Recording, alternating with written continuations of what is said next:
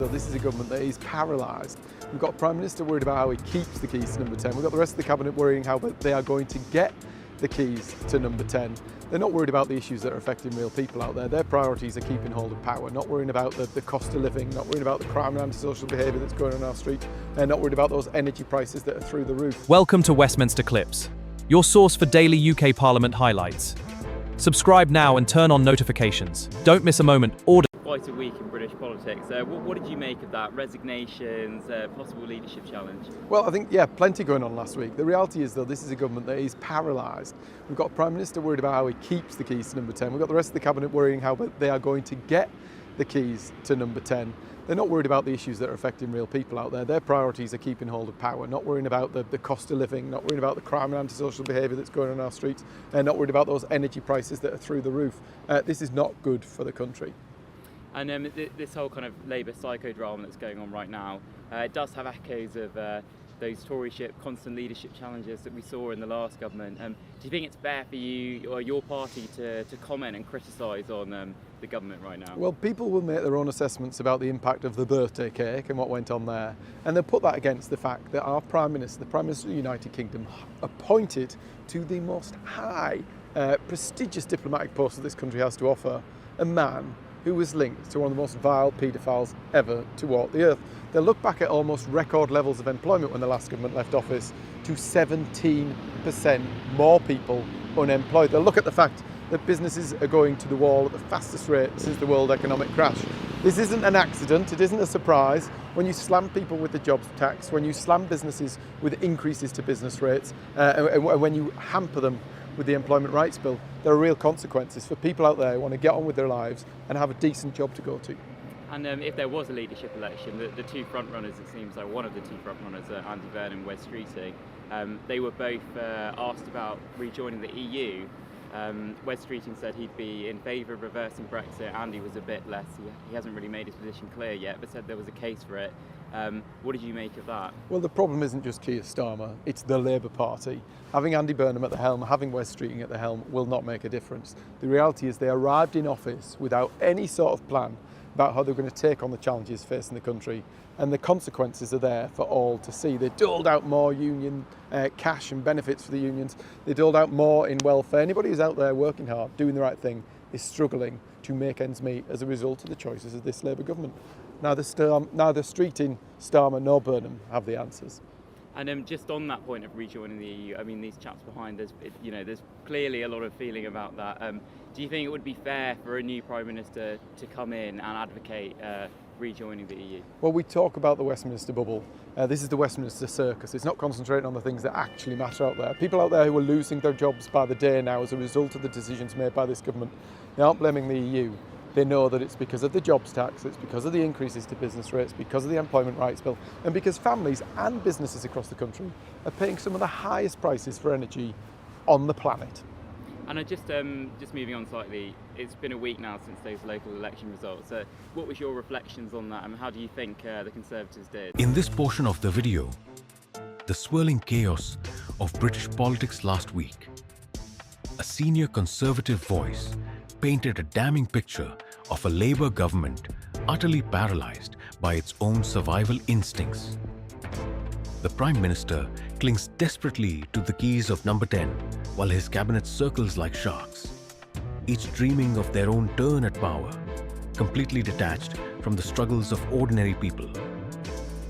Cost of living pressures, rampant crime, and anti-social behaviour on the streets, and sky-high energy bills barely register in Westminster as the party tears itself apart in fresh psychodrama that eerily echoes the Tory leadership wars of recent years. Unfazed by questions about fairness, the Speaker fired back, reminding listeners of Labour's early missteps, from controversial appointments linked to dark scandals to the rapid rise in unemployment and businesses collapsing at rates not seen since the financial crash. He argued these were no accidents but direct consequences of punishing jobs taxes, soaring business rates, and burdensome employment rights legislation that are driving people out of work. Even the talk of rejoining the EU. Well, it's always devastating to lose hard-working councillors across the country. That has real consequences for communities as well as those individuals. But actually, when you compare it, I mean, many of these elections were last fought in 2021, when we had the vaccine bounce, when the Conservatives were polling at 43%. Actually, if you want to compare it to last year and how things have changed, Reform's share of the vote went backwards, Labour's share of the vote went seriously backwards, the Conservative share of the vote went forwards, but there's a long way to go. When I'm out there on the doorsteps, people are impressed by Kemi, they like what she's got to say, they're hearing a bit more from her, even Nicki Minaj loves her, so all to play for, a long way to go. And Kemi on the morning after, on the Friday, I listened to her talk outside Westminster County Council, which is one of your games where you regained it. If you heard her speak, it sounded a bit like a victory speech, where in reality you were going backwards, you were losing councillors. Do you think she's in denial about maybe how badly you actually did? Well, there was two factors there. You had many of those elections, those county council elections were last fought in 2021 when we had those record levels of support for the Conservative Party. Many people also talked about the fact that the council elections that were being fought were for administrations that were only going to last a year. They didn't consider it as serious as they might otherwise. In the old days, the Liberal Democrats used to do very well in local elections. They aren't a de facto vote for a general election. We're going to keep putting our real plan, considered plan forwards. People are buying into Kemi, they like what she stands for, they like the fact that she is a serious woman who can make the serious decisions needed to fix this country. A leader with a backbone is just what this country needs. Mr Streeting, you've just called for a proper contest for the Labour leadership, and you called on Labour to step up. Are you going to step up and contest the Labour leadership? End the suspense now, please. John, we need a proper contest with the best candidates on the field, and I'll be standing.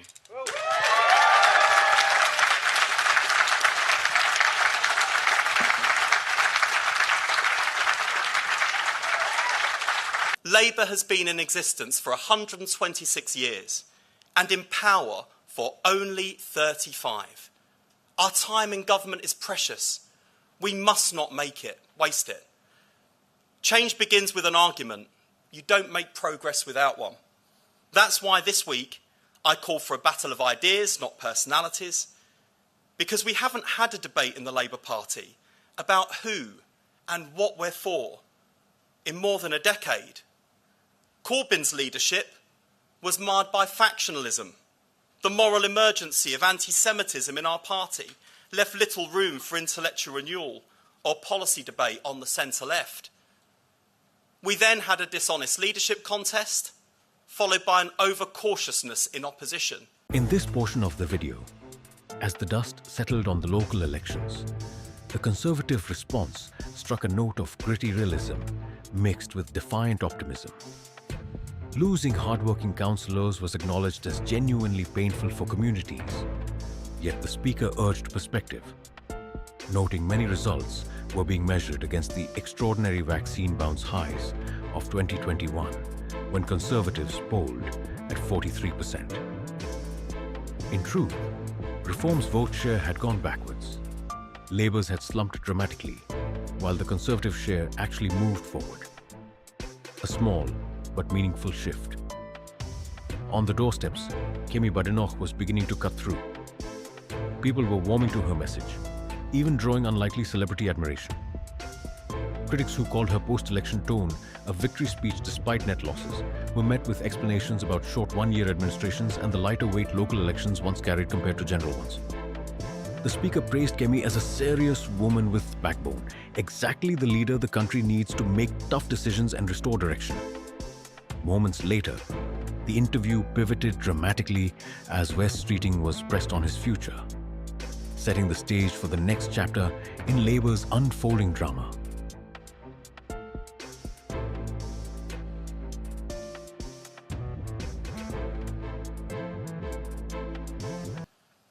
Interesting policy ideas couldn't be floated because we were too afraid of what the Tories might say, so we said nothing. Instead of a willingness to challenge ideas and kick the tyres, debate was viewed as division and shut down. As a result, we arrived in government underprepared in too many areas and lacking clarity of vision and direction. Questions which had gone unanswered in opposition couldn't be ignored in office, leading to the early catastrophe of the winter fuel cut. We've carried this culture into government with a heavy-handed approach that has seen backbenchers scolded for interesting private members' bills, which weren't the government's policy, on things like banning smartphones in schools, as well as withdrawing the whip from a good Labour MP speaking up for his farmers, only for the government to later adopt his position. That's why we need a proper contest where all candidates can put their best foot forward. It's got to be a battle of ideas so that whoever wins comes out stronger for it. Because when Labour loses, the country loses. And the stakes are higher than ever. Because for the first time in Labour's history, our biggest opponents aren't the Conservatives, but Nigel Farage and Reform. In 2026, the British people increasingly see that in a dangerous world we must club together, both to rebuild our economy and trade and improve our defence against the shared threats from Russian aggression and the retreat of America first. The biggest economic opportunity we have is on our doorstep. We need a new special relationship with the EU because Britain's future lies with Europe and one day, back in the European Union.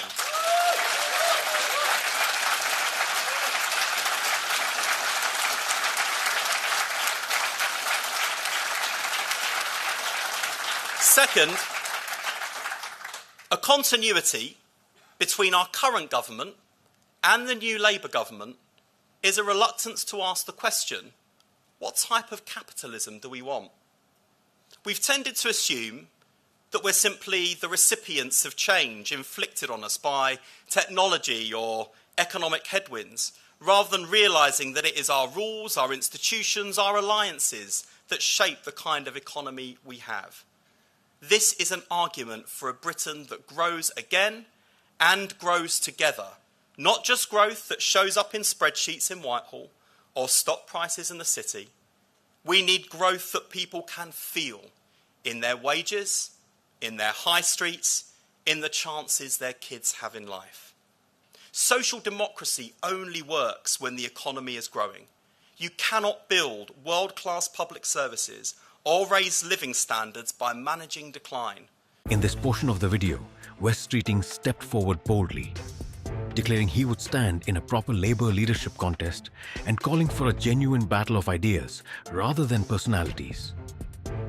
He reflected honestly on Labour's 126-year history, noting its scant 35 years in power and the urgent need not to waste this precious moment in government.